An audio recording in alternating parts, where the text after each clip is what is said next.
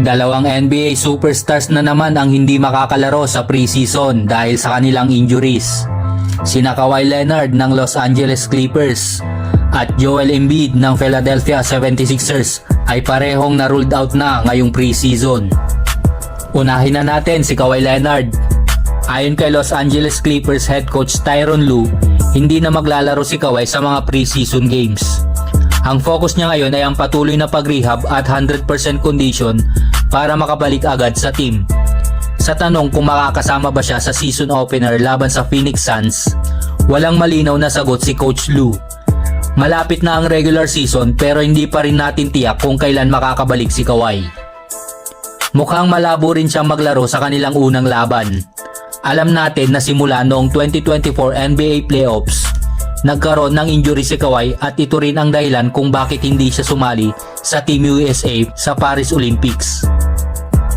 Si Kawhi Leonard ay kilala bilang isa sa pinakamagaling na two-way player sa liga. Pero ang problema niya ay ang kanyang kalusugan. Simula noong sumali siya sa Clippers noong 2019, nakamiss na siya ng 131 games. Isang beses lang siya nakapaglaro ng higit sa 60 games sa isang season. Para sa Clippers, malaking tanong kung makakapaglaro ba si Kawhi ng fall season o madalas pa rin siyang mai-injure. Kung tuloy-tuloy ang injury concerns, mahihirapan ang Clippers na mag-perform ng maayos at makarating sa playoffs. Dumako naman tayo kay Joel Embiid ng Philadelphia 76ers. Katulad ni Kawhi, hindi rin maglalaro sa preseason si Embiid dahil sa knee management.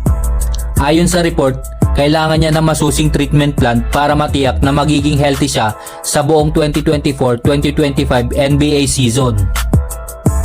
Huling naglaro si Embiid ng 39 games lang noong nakarang season dahil sa kanyang knee injuries. Dahil dito, bumagsak ang 76ers sa play-in tournament kahit pa dominant si Embiid sa mga larong yun. Si Joel Embiid ay tinaguri ang isa sa pinakamahusay na big men sa kasaysayan ng NBA. Nag-a-average siya ng 34.7 points, 11 rebounds at 5.6 assists noong nakarang season. Pero dahil sa mga injuries, naging limited ang kanyang oras sa court. Sa tingin ko, tama lang na hindi siya paglaruin sa preseason para maiwasan ang mga posibleng komplikasyon sa kanyang mga tuhod. Para sa Philadelphia, mahalaga na manatiling healthy si Embiid para makipagsabayan sa mga malalakas na teams sa Eastern Conference. Sa pagtatapos, malaking hamon para sa Clippers at 76ers ang pagkawala ni Kawhi Leonard at Joel Embiid ngayong preseason. Ang kanilang healthy status ang magiging susi kung gaano kalayo ang mararating ng kanilang mga teams ngayong season. Kung magpapatuloy ang injury concerns nila, posibleng malaking dagok ito sa kampanya ng Clippers at 76ers para sa championship.